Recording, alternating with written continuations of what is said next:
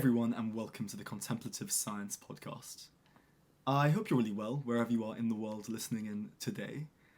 My name is Jamie, and as always, I'm joined by co-host Dr. Mark Miller. Mark, how are you, mate? Hey, James. Great to be here, as always. Yeah, so today our guest is Evan Thompson. Evan is a professor of philosophy at UBC, and author of a number of very cool books, including Waking, Dreaming, Being, and Why I Am Not a Buddhist.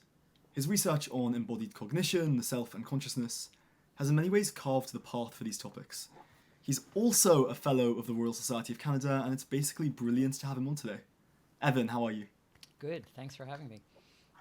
So you talk a lot about something called Buddhist Exceptionalism, and I wanted to start by asking why you think Buddhism gets an easier run, or why it might appeal intellectually to a greater degree than lots of other spiritual traditions.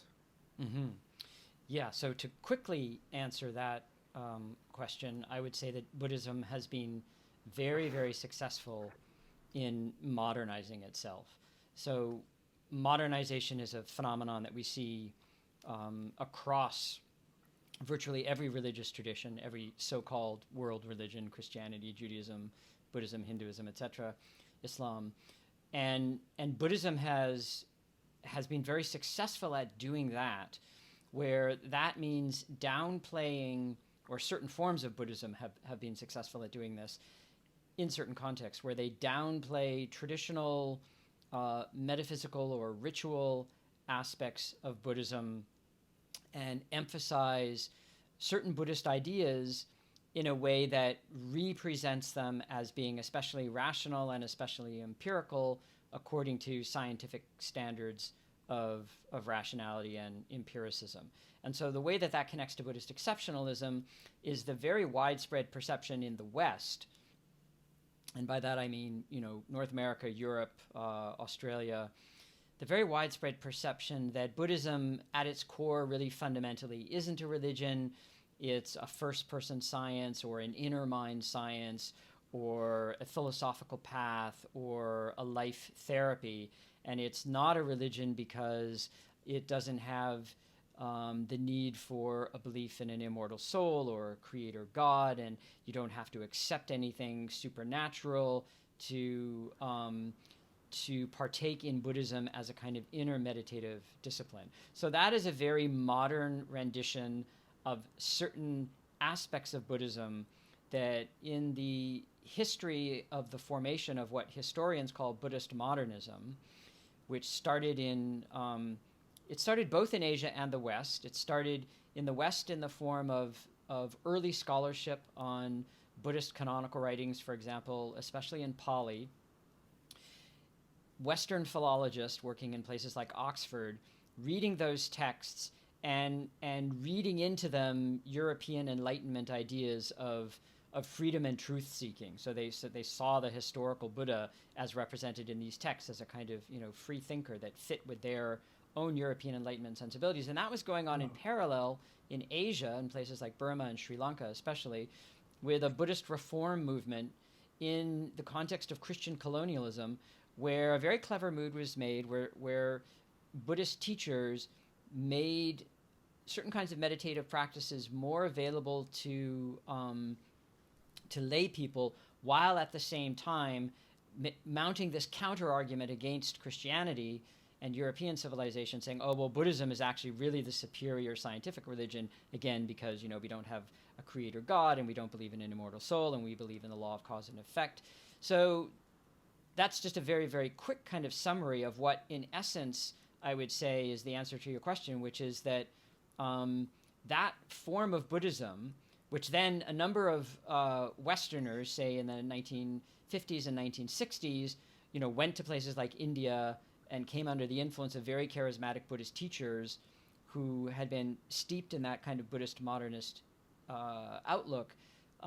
They brought that back to the West in the 1960s. There was a hunger for that. And so all of that came together into this very successful form of modern Buddhism, which has built into it this idea that I call Buddhist exceptionalism. So what I would say, maybe just to kind of round this off, would be to say that religions always evolve, and religions in the modern world especially have to figure out how they're going to deal with modernity. So that's to be expected, and there's nothing inherently bad or wrong about that. That's just the evolution of culture. So I have no criticism of that. I use the term Buddhist exceptionalism, however, to indicate something that I do think is problematic, which is this, as I see it, distorted idea that Buddhism is somehow unique and special and different in a way that makes it fundamentally different from other religions. Other religions have pursued similar kinds of modernization paths, but they've emphasized other things and done it differently. And it, by other criteria, have been equally successful, you could say. For example, Judaism modernized especially by emphasizing a kind of progressive ethos that involves social justice and social change, and has been very successful at that. Buddhism has been very successful at allying itself with a certain image of science and as being scientific. So when you see it in this broader context, the exceptionalism is distorting. It distorts what how Buddhism should be seen and understood historically. It distorts what science is, and it distorts what religion is. So, I mean, we could talk more about that, but that's nice. that in a nutshell is the criticism. Yeah, because what you effectively have is this like quite funky, at least in Enlightenment terms, ontology, and all of these claims like traditional Buddhism would have made, which don't have the monotheistic, you have to have this belief system or you go to hell angle. But nonetheless, they're not something that an Enlightenment secular thinker would get on board with. But given that, and given the fact they have modernized, why can't you say, well, okay, I'm not a traditional Buddhist, but I'm a Buddhist in the modern sense of the term? At what stage does that become problematic? Yeah, you can say that, and I have no objection to people saying that. That's like saying, I'm a secular Jew, or I'm a modern liberal progressive Christian. Unitarianism, to take a very far outlying example, rejects a lot of the traditional core tenets of Christianity, certainly as understood by Protestant or Catholic or Orthodox lights. But, it's a form of religiosity, it's a form of community, it's a form of ritual. So I don't see any problem with that at all. The problem comes when either people are ignorant of the history and don't realize that this is a new form of Buddhism. Because part of what Buddhist exceptionalism and Buddhist modernism did, and this is a quintessentially modern move, is it reconstructed Buddhism in modern terms and then projected it back to being the historical essence of the message of the Buddha. And we don't actually know anything about the Buddha as a historical figure. The texts in which his teachings are presented are at several removes from him, and they were orally preserved before they came to be written down. So we know very, very little about the Buddha as a concrete historical figure. Arguably, we know less about the Buddha than we do, say, about Jesus. So it's the projecting of a modern construct back into the... So actually, here's maybe a more pointed way of putting it, is that modern Buddhists often position themselves as negating or denying traditional Buddhism. And the way that they do that is by projecting this modern construct back into the origins of Buddhism as a way of trying to do an end run around the evolving tradition of Buddhism historically in all these different cultures and countries, rather than seeing their own version as just another evolving variant. So I see that. I mean, that's a kind of false consciousness. It's presenting a misrepresentation. Because in order to make the argument that you're saying that the modern Buddhists are making, they're kind of subtly saying, well, look, the core message of this thing is irreligious. Whereas you're saying, no, that's a modern variation, and if you look at the history, we actually know very little about the Buddha, but it's unlikely he was presenting something that basically was totally satisfying from the perspective of a 21st century secular thinker. Oh, definitely. And moreover, the idea that what the Buddha as an imagined historical figure said as being the essence of Buddhism that's in essence a fundamentalist idea, because you think that you're getting outside of the evolving tradition back to an essential origin, instead of seeing the tradition and its evolution as actually the the lifeblood of whatever Buddhism or Buddhisms, to be plural about it, is going to be. And I mean, we could go more into some of the specifically philosophical problems with that, which is that Buddhism as a conceptual system is organized around certain normative or soteriological ideas having to do with liberation and salvation, that are not scientific. I mean, it's not that they're anti-scientific, it's just that they operate in a different conceptual space, in the way that art operates in a different conceptual space from science, in terms of, the aesthetic norms, whatever they may be, that govern any given artistic practice. Those are not scientific in the sense that they're not established by science, they can't be validated by science. You can have a conversation with science, between art and science, that can be very interesting and rich, but it's a good conversation when you don't try to use science to justify art, you use the two practices to illuminate each other. So similarly, in the case of Buddhism, there are these core ethical soteriological ideas of liberation, awakening, existence as inherently suffering, an impulse to transcendence. These are not, scientific ideas. They're not. They operate in the sphere of values and ethics. And so to think that somehow science would validate them, and that therefore Buddhism would be the scientific religion, that's just conceptually confused. So that means even sort of modernist takes of Buddhism are going to bring in some of these religious points sort of inescapably, because they're still built around these soteriological ideas. Is that why, then how does sort of modern Buddhism maybe interface with science, or maybe it shouldn't at all? I mean, one thing I hear you saying right now is that we shouldn't be using science in order to prove sort of modern Buddhist ideas. But is there any way that they can relate? Is there any, in your vision, any way that they can be sort of successfully or... Right. Yeah, no, that's a very good question. So I see, there's many different kinds of conversation that could happen between different lineages within Buddhism, and for that matter, different lineages within science. So Buddhism isn't monolithic, science isn't monolithic. So it's always about the particular participants in any given conversation. But I would say that, if I was going to generalize, I would say that the overarching theme or rationale for the conversation would be something like the ethics of knowledge or the ethics of knowing. Science is based on certain underlying ideas of what knowledge is, and what kind of knowledge we should be seeking to acquire, and how we should be thinking of it in terms of the transformation of the material world. So that comes out of the whole Enlightenment project. And Buddhism is also more in its philosophical intellectual tradition I'm talking about now, very much concerned with, and this comes out of the Indian context especially, with the nature of knowledge or knowing as a kind of instrument or process for organizing our lives in the right way in the world.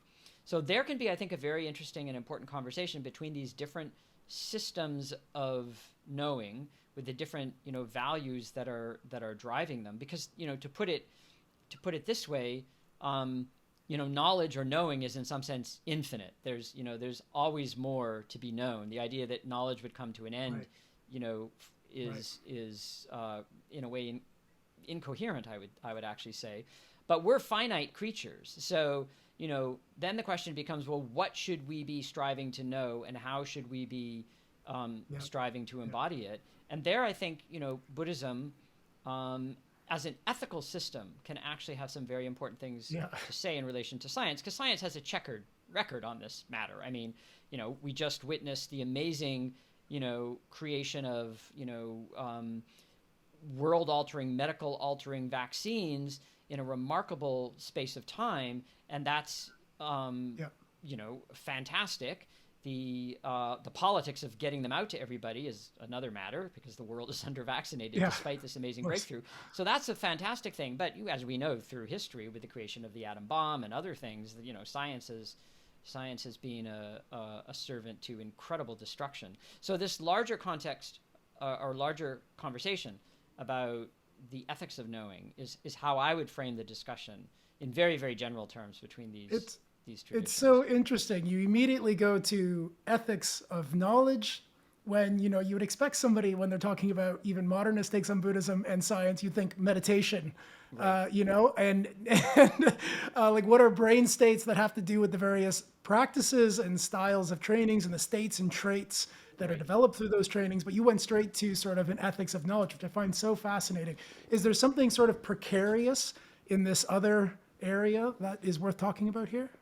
Well, I see the scientific study of meditation as a complicated thing. So, in and of itself, studying the effects of meditative practices on behavior and on states and traits, I don't see anything inherently problematic about that. It can, depending on how the studies are done. Right, of course. The issue that the problematic issue that arises is that this is often done in a decontextualized way. So these kinds of practices are embedded within a larger ethical worldview and in a larger social community.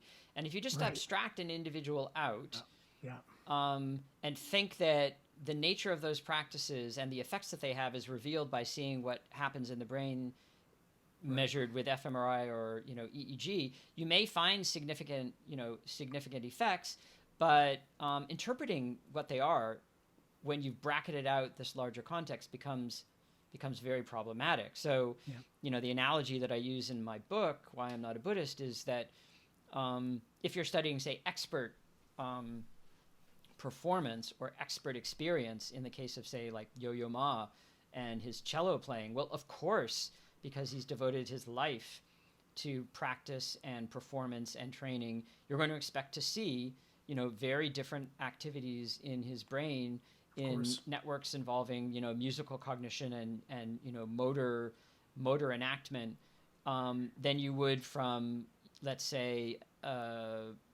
or average or ordinary cello player, or someone who can't play the cello at all.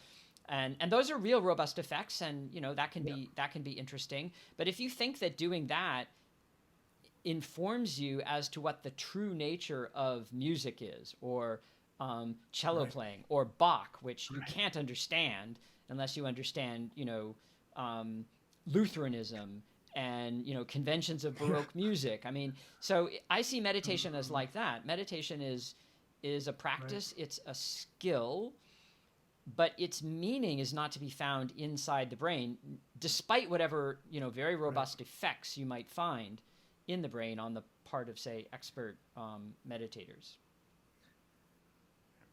There's a couple of things that come to mind. The first is, her name escapes me, but there was a chess player, Polgarth, I think is her last name, and she's the best ever female chess player. And they put her in a scan to see what would happen to her brain when different stimulus was presented. So they put the photo of her family, and the brain recognition patterns light up. And then they show her pictures of her friends, same deal. And then they show her common chess structures, and the same part of her brain lights up, which is unusual, because that's usually pattern recognition for faces, etc. Okay, we don't read in any epistemology or any, you understand the true nature of reality from that. But, and I was going to mention this earlier when it came to why Buddhism might have an easier run, meditation itself, especially when you're just on the breath, and it's nothing fancier than that, feels minimalistic. And the lack of content makes you feel somehow, superficially, like you're really getting to the core thing. Playing the piano feels superficial comparatively. Playing chess, it's like, well, these are constructed games. Whereas just the nature of meditation, breath, body calming down, I think just has this aesthetic of you're getting to something really spiritually significant. And I'm so interested to hear you say, well, look, people's brains change all the time when they do stuff that's... Right. When they do stuff that's... Yeah, so there's a couple interesting things you said. So I would say that for people who are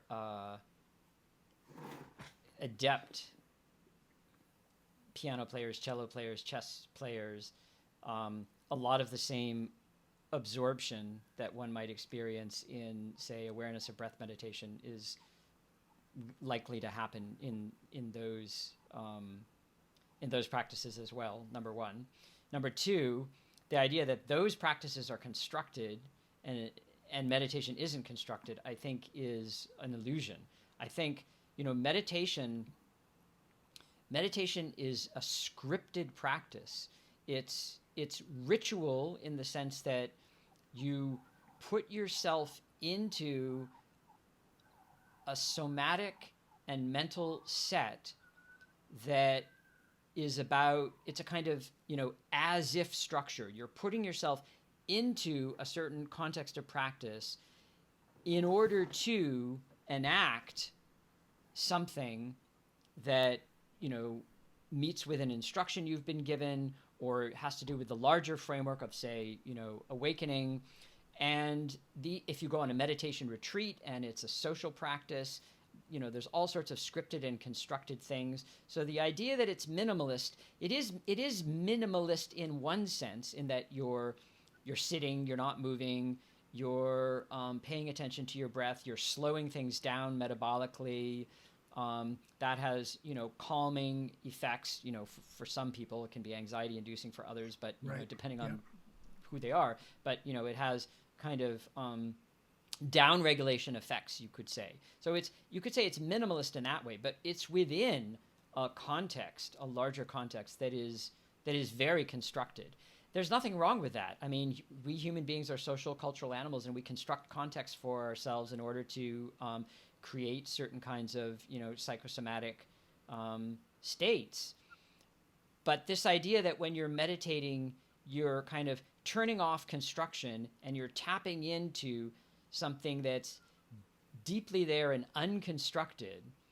Of course, there is that, you could say, rhetoric and philosophical framing in the case of certain meditative traditions, but it's in contradiction with what's actually happening on the ground, as it were.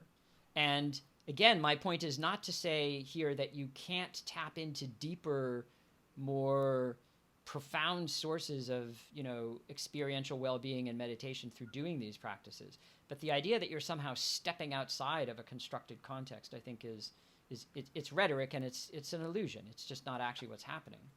I was hoping we'd get a chance to talk about this because I've just read a recent paper of yours on concepts and having non-conceptual experience. And it just always hits my ear funny to think that we could have a non-conceptual experience. Partially that's because of the bias of the sort of cognitive science frameworks I'm used to working in, where we think of perception, all perception now, as somewhat constructed. That's just what perception is. It's a constructed phenomenon. So I don't know what it would mean to have a non-constructed phenomenon. So could you just say a little bit more about this sort of debate about the idea that we can have sort of a non-conceptual experience versus a conceptual experience? Yeah. So this is a huge topic. We don't have to go too far, but right. I've been hoping we could talk about it a little. It's a huge topic in Buddhist philosophy. It's a huge topic across Indian philosophy. It's a huge topic in philosophy of mind today and cognitive science. But the basic, you could say, an underlying premise, kind of, you could say it's an intellectual premise, a conceptual premise of Buddhist thinking, is that the mind engages in constructive activities. Right. And there is, now this is going to depend on who you ask philosophically or in the tradition, but let's say that there is a kind of mode of awareness or experience that is non-conceptual and non-dual. So that means it's a mode of awareness or experience that's not bifurcated into a sense of subject over against object, subject versus object, and it's also not conceptual in the sense that you're not applying constructed categories to the experience. So now if you say, well, in cognitive science terms, what exactly would that be? Because perception is inherently applying constructed categories. Then that gets tricky, because the words concepts and categories might not be maybe we're not saying the same thing anymore. Exactly the same way. But if you wanted to put it in cognitive science terms, you would have to say something like, even within cognitive science, there's a recognized distinction between, let's say, we could put it this way, between a kind of analog sensory content that's, continuous, and that might involve, being able to make discriminations, but that doesn't involve categorical chunking and recognition over time. Sort of elaboration of concepts. Exactly. So this is significant, actually, to connect to studies of meditation in science. This is actually quite interesting and significant in the neuroscience and meditation of pain experience. Because pain, in the way we use the English word pain, is this complex constructed thing. It has a sensory aspect, it has an affective aspect, it has a cognitive aspect. And certain forms of meditation that are not so much concentration practices, but more kind of open awareness practices, seem to have very powerful effects, both behaviorally and neurally, on the perception and experience of pain. The idea basically being that there's a kind of open, you might say, non-grasping, that is neither desiring nor being aversively oriented to, a kind of non-grasping openness towards the pain stimulus, without then superimposing onto it all the affective cognitive elaboration.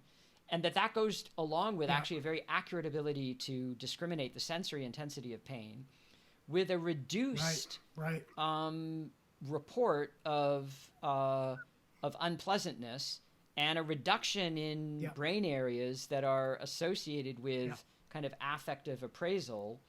So there's a case where with cognitive science and with certain meditative traditions, and I think this is a good example of the science-Buddhism interface in the lab, if you will. There's an attempt to kind of parse out these different aspects of pain in a way that could actually then have very beneficial, non-pharmacological, therapy methods for dealing with pain, especially chronic pain. So that, I think, is really good. But notice there that research is strong because there's already a very well-developed theory of pain in cognitive neuroscience and neurophysiology. So it's not like we're just going and measuring, meditators and scanners in this kind of way that doesn't involve a larger theory about, what the mind is and how the mind works. We're actually taking a very developed area of scientific research, and we're saying, oh, look, these practices actually seem to affect the experience of pain. So that's a case where I think there is some very good research, very important research. A few steps back in our conversation today, you were saying something about the problem with pulling something out of its context and then trying to look at it. Did you mean specifically that there's a problem with us pulling, for instance, mindfulness out of the bigger context, or pulling the meditator up and out of the community context? Because if it's pulling the meditator up and out of the context, I'm hopeful that maybe our neuroscience can start including things. I mean, today with hyperscanning is a kind of interesting thing that's been going on, where we're able to watch multiple brains together. I know I'm in conversations with some labs who are interested to see sort of teacher-student relationships in meditation situations, where we're sort of watching how different people entrain one another, or in places where ritual or sort of ecstatic prayer community states, where we're able to actually monitor or watch people in real-world environments. But of course, that doesn't help you if what we mean the problem is drawing mindfulness out of the context, because I do think we're doing that as well.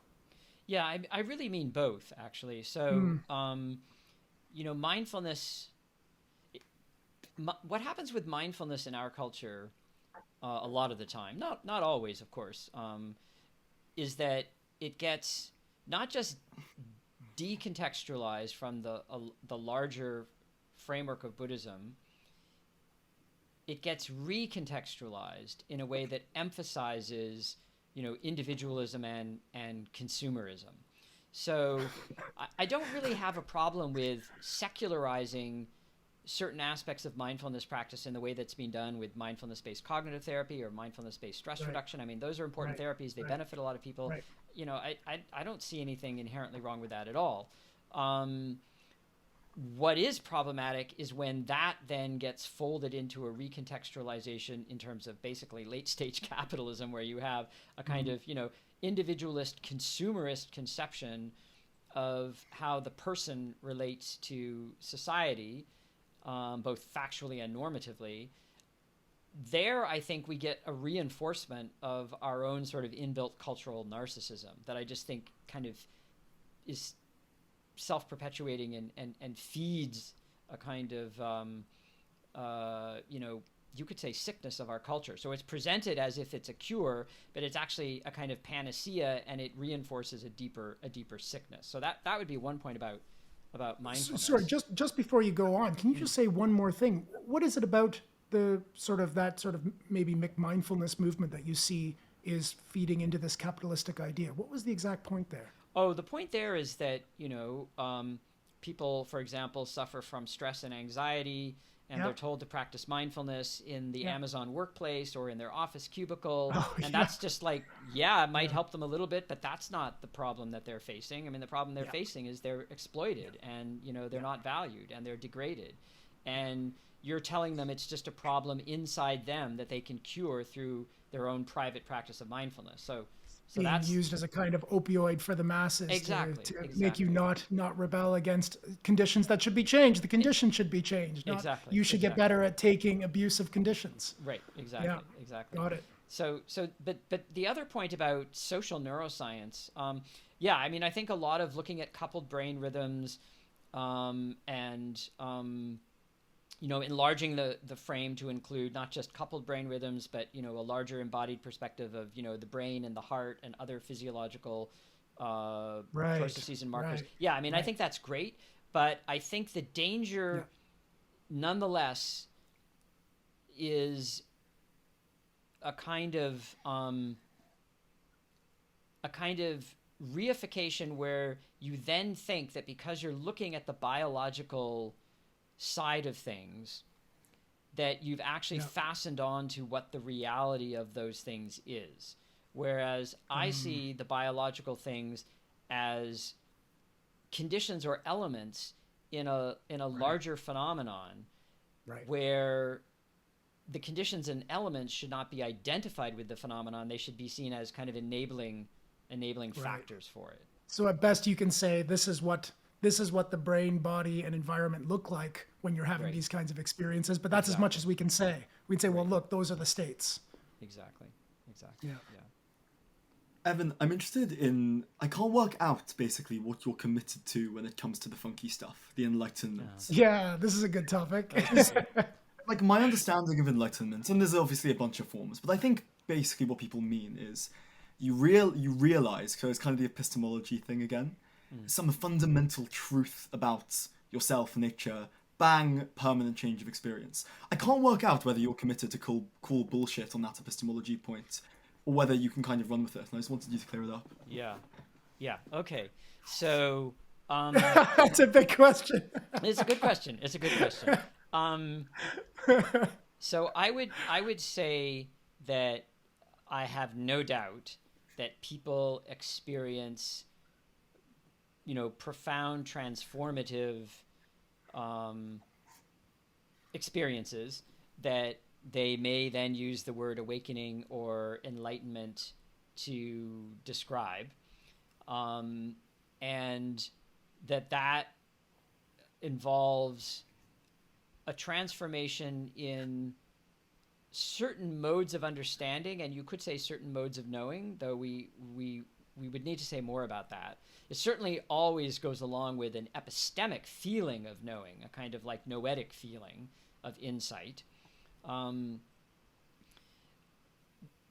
point that I argue in my book about that is that the notion of enlightenment or awakening is the notion of an enlightenment or awakening experience is concept dependent, in the sense that the idea of love is concept dependent. So there isn't, one thing called love.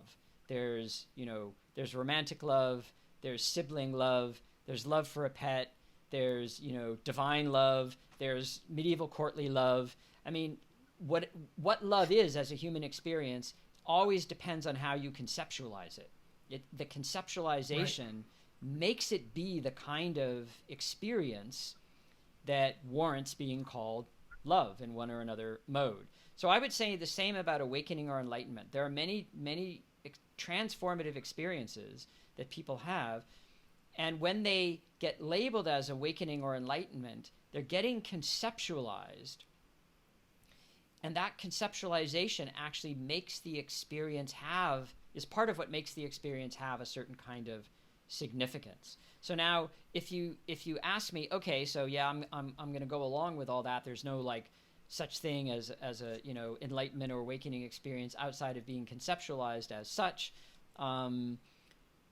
What then do we say about the epistemic claims that people make? Well, that depends on the particular epistemic claim. So if someone, for example, were to say, I've had a profound transformative awakening in which I realized that there fundamentally is no self, and that the nature of consciousness is pure awareness, pure luminosity, and that is the ground state of all being, that reality is, let's say, consciousness, then I would say there's been an unwarranted move from a description of an experiential realization that has transformed the person to metaphysical statements about reality that don't logically follow, and that epistemically are not warranted, because you could put it this way, being or consciousness is ultimately ungraspable. I mean, you can't trace out from within where its origin is and what its fundamental nature is.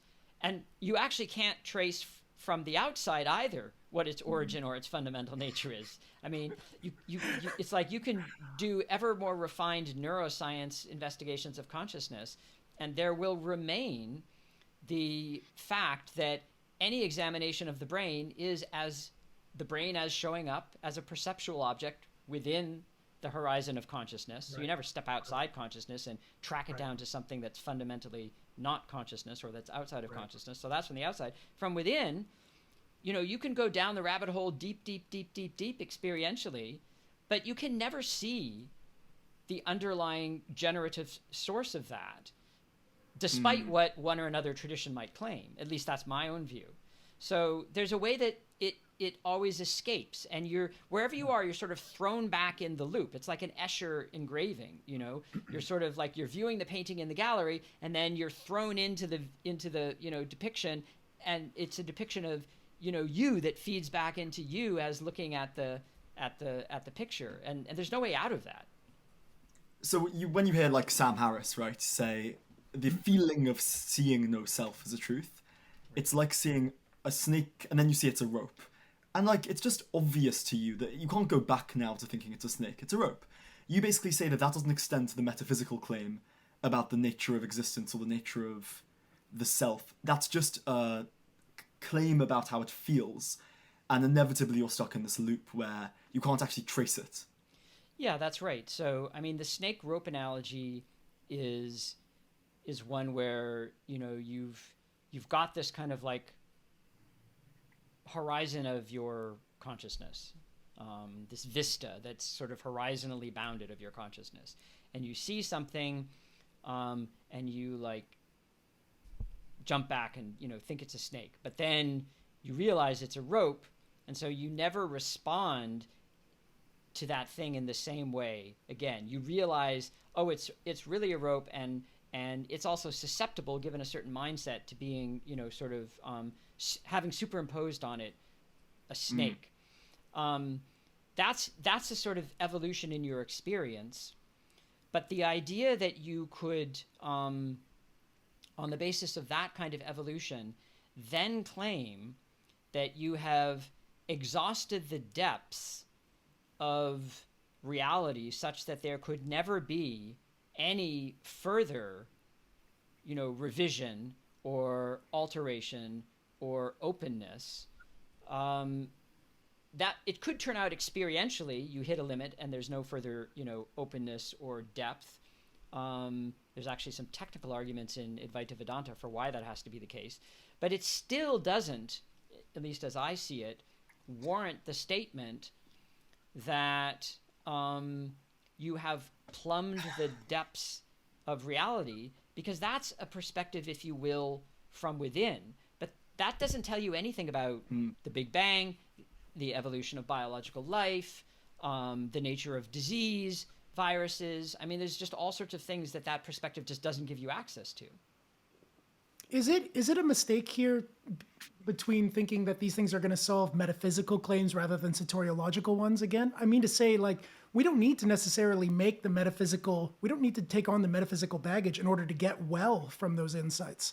Rather than saying, oh, well, I've had this experience, therefore all of reality must be consciousness. I mean, even in the tradition, was it ever meant to be a sort of metaphysical step? Because most of the time when I'm reading Buddhism, I really hear the soteriological direction. It's not about trying to figure out what's real out in the world. Rather, it's about getting the arrows out of your heart in a way, right? That's supposed to be helping you overcome your suffering. Yeah, I mean, that's one way of going. I would say that, many traditions in Buddhism do make very interesting, metaphysical claims that right. That actually, have a lot of, very interesting aspects of them, but I don't think if you look at them from the outside, as it were, you see that what's going on in them it's not like a direct readout of personal meditative experience.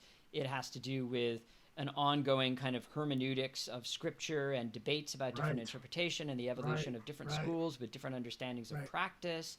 And all of that is very much, bound up in it. I think in the modern context today, not everybody, but you do see this in the sort of, spirituality without religion kind of milieu in which we live. You see, many teachers who make statements about reality on the basis of, you could say, certain kinds of, profound meditative insights that I just think are that don't follow from the experiential insights that they've had. So that's more what I was talking about. Yeah, and the fundamental bit there that's underlying your argument sounds like, look, you can have these experiential experiences, but just the nature of the experience you're having doesn't give you any further information on the problem you're trying to solve, which is metaphysical. Yeah, I mean, here's an example. So, everything in your experience, whether you're awake and acutely perceiving, whether you're mind wandering, whether you're daydreaming, whether you're falling asleep, whether you're having a dream, whether you're having a lucid dream, whether you're having an out-of-body experience, whether you're having a near-death experience, like take the whole gamut. None of that, as experienced, tells you anything about the fact that you have a brain and that things are happening in the brain when these experiences happen. You would never know that from the first person perspective, right? Similarly, when you examine the brain and all its complexity and profundity, you always are doing so with the brain as an object within the horizon of observational perceptual consciousness. So my point again is you can go down either rabbit hole and eventually it's going to spit you back out into the other one, but you're never going to be able to get outside of that loop and say, now I've really nailed it. Now I know what reality fundamentally is. Even to be really mind-bendy about it, even if you say, oh, reality is just a loop. I mean, you can try to go up to a meta level and say that, but then you're just going to be another, in another kind of twist of the Mobius strip. So that's, I mean, this is heady metaphysical philosophy stuff, but it's fun. But that's kind of how I see it, if you really want to ask the sort of fundamental metaphysical questions. That's quite an unsexy answer, though, right? Because the Enlightenment... Really? Well, it's sexy in as far as the heady metaphysics is sexy. Okay, great. It's unsexy in as far as if you're in the game, and I think lots of people are as a psychological resource, Yeah. And I'm speaking about myself in the past tense here. You look at something like Buddhism or Enlightenment and go, that sounds great. Yeah, sure. That thing over there sounds great. And in some ways, in order for you to buy the fact it would be so great, you need the metaphysics. Because without the metaphysics, Sure. I just don't see. I mean, I get that. Of course, I get that. I've been there myself, so I totally understand that feeling. But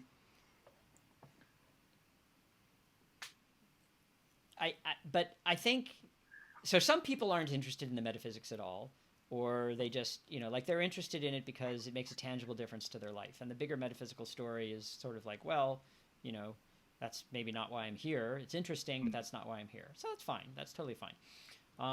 If you get drawn into the bigger metaphysical story and you're trying to figure things out, then I think you kind of have to be honest, and you have to like follow the argument where it leads. And I mean, that has its own kind of compelling aesthetics. So that's what I would say to somebody. I would say, look, okay, you're going down that path.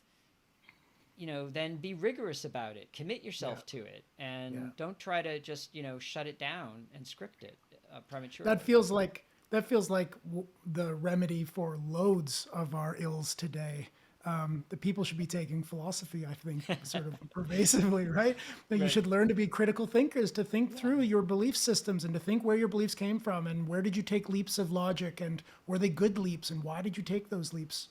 Yeah, exactly. Yeah, The difficulty is, right, and like anyone who spent any time around practicing Buddhists or practicing meditators will know, everyone, I'm projecting a little bit, but goes in with a certain psychological outcome they have in mind.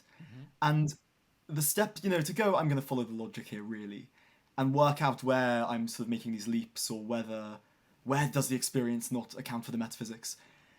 I think people struggle with that because it doesn't seem to answer the problem that they're actually wanting solved, which is anxiety is tough, or this emotional problem would be resolved if I got this imagined thing. So it's where it's so important to have this message come through in these groups, to go, let's just be honest about the reasoning we're making here. Because without that message coming on top, it's very easy, and as I say, I'm projecting past tense, to make the leaps that you want to make emotionally. Yeah, I understand that. I mean, I think... the reasons people are often drawn into these things typically is, not so much these larger metaphysical questions, but, more immediate felt needs. And I don't want to, deny the value and importance of that at all. But I do think that if you're thinking of it as a path of wisdom and a path of self-knowledge, then you're selling yourself short if you don't, kind of plumb the depths. And it doesn't mean that you have to, I don't see this as, I'm not arguing against the value of locating yourself within a tradition and committing yourself to that tradition. I have no quarrel with that. I think that's fine. But I think it is important not to do that in a way that involves a kind of distorted understanding or false consciousness of what these larger questions, entail. Yeah. And then, to some large degree, enter cosmopolitanism. Can you characterize what you mean when you say cosmopolitanism? Yeah. So cosmopolitanism is a term that it's an ancient philosophical term. It goes back to the Greeks, and we see analog ideas in South Asian philosophical traditions, East Asian philosophical traditions, and it's basically the idea that that humanity is one family, and that one should identify with humanity as such in a way that at the same time values difference, local traditions, local communities, and the welfare of those who participate in them. And so there's a philosophical discussion over many centuries, from the Greeks down into the Enlightenment, up to today, about cosmopolitanism as a kind of ethical worldview. And the reason it comes up for me is mainly as a way of reframing the science-Buddhism dialogue. In Why I'm Not a Buddhist, I talk about how the science-Buddhism dialogue, in some of its early forms in the 20th century, it was really conceived as a kind of cosmopolitan dialogue about the ethics of knowledge in the way that we were talking about earlier. And this was really coming out of Francisco Varela's thinking, the founding scientist of the Mind and Life Institute, who was also a very pioneering neurobiologist and neuroscientist and theoretical biologist, and a committed Tibetan Buddhist. So in his early dialogues with the Dalai Lama that then became the Mind and Life Dialogues, the idea was always that there are these two different traditions of knowledge and practice, science and Buddhism, with different lineages within them. And the larger context is the ethics of knowledge. And the aim of the conversation is not to use science to justify Buddhism or use Buddhism to embellish science. The aim is really to get to know one another with mutual respect and to enrich one another. And cosmopolitanism, Varela didn't really use the word cosmopolitanism, but in effect what he was describing is what cosmopolitanism is as a philosophical stance or philosophical orientation. So you can be a Buddhist and be a cosmopolitanist at the same time. It doesn't, I mean, there's this perception sometimes that cosmopolitanism involves this sort of like rootless, wandering, with no fixed abode and no fixed home and no tradition. And I think that, I mean, even that can be its own tradition in a way. There are individuals who are like that, and there's a tradition of thinking, of being like that. But it mainly comes from a perspective that happens when traditions encounter each other, and people have multiple commitments to different traditions. I mean, people are Buddhists, people are scientists and Buddhists.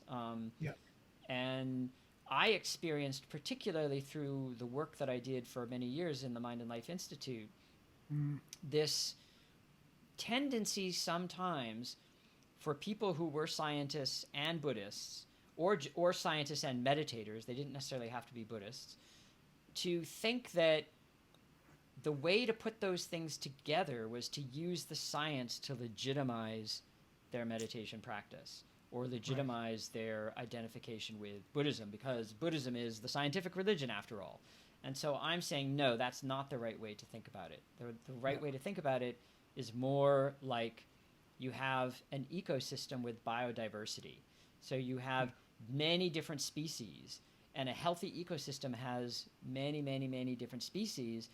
And so our culture is healthy when there are, different religious traditions, different, ways of thinking about and doing science, different forms of art and artistic practice, and not where science becomes the one, framework of thinking that then determines the value or the reality of the others. So that's cosmopolitanism in a nutshell. I just don't know how you can say anything bad about that. That just sounds dead on to me. I feel very comfortable with that idea. I mean, in cognitive science, it's very much the same. Even though we debate between various approaches to what the mind is, you don't want to collapse. I don't think it's valuable to collapse down to one view of the mind. It's healthy to have lots of different research projects and different strains, because then we create friction between each other and we enrich each other by that friction. Right. Yeah. I wonder what the practicality of this all is for scientists who want to study contemplative matters. Is there some way of implementing kind of your set of arguments here to make sure they're doing good science, especially around Buddhism? Yeah. I think there is, but I think it's difficult in the present scientific culture, which is driven a lot by, the hierarchy of publication and prestige journals and getting grants and funding and, all of that. But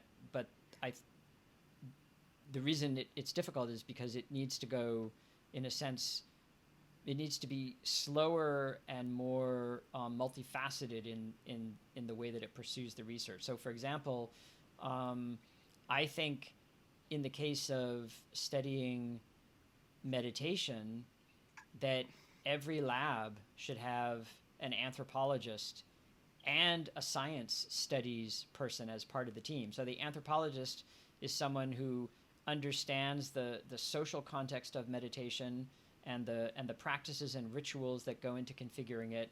And the science studies person is someone who is there to document and record how the scientific lab itself is constructing the object that it's investigating. I mean, by constructing, I mean, conceptually configuring it and reconfiguring it according to what they can operationalize and how certain scientific technologies frame how we think about the phenomena that we're studying. I mean, this is especially evident in fMRI and the whole idea of brain mapping and you could even say mind mapping through fMRI. So then you also need people who are skilled in eliciting and interpreting self-reports, because, I mean, in the case of meditation, meditation is complicated because there's what the meditation teacher or text, as embodied through a teacher, says you're supposed to be doing. And then there's what you yourself understand you should be doing. And then there's what you yourself are actually doing. And then there's what you yourself is reporting on what you're doing. All of this being, framed within, say, the context of a lab, or maybe if it's a more ecological mode of investigation in a social setting. So you need people who have expertise into seeing all these loops. If you just kind of remove all that and you focus on here's a brain measure, there are brain effects for sure, but you're not doing justice to the complexity of the phenomenon that you're studying. So it means you just need a much more, I won't even say interdisciplinary, I will say transdisciplinary research team. And that kind of research, it takes time. It's not something you can just, spit out a quick publication where you have a biomarker for something and then boom, you land it in, a journal and you get your Google citations and then, you list them on the grant. I mean, so it's an uphill battle, but I think more of that, and this is happening. I think, the scientists who I think are, at least according to my estimation, the ones doing, the better research on these topics. I mean, they have an awareness of this and they do try to move the field in this direction, at least, incrementally, if not all at one go. Yeah. Evan, I appreciate you being here. That was a lot of fun. I have to say, I could have used some of this, I think, 5 years ago. Well, it's never too late. Yeah, that's right. But 5 years later, this has been excellent. Thank you, mate, for coming on, really. Yeah. Thanks very Thanks, much. Evan. Great. Okay. Listen, wherever you've been listening to that was Professor Evan Thompson. And Evan, just before we let you go, where can everyone find you? So if you just Google Evan Thompson, my my web pages will come up at University of British Columbia, and then my own personal web page. If you're somebody who uses Twitter, I'm on Twitter. My emails are listed at the UBC site and my personal site if someone wants to contact me that way. Great. Awesome. Well, listen, thank you so much for listening, and as always, we'll see you next week.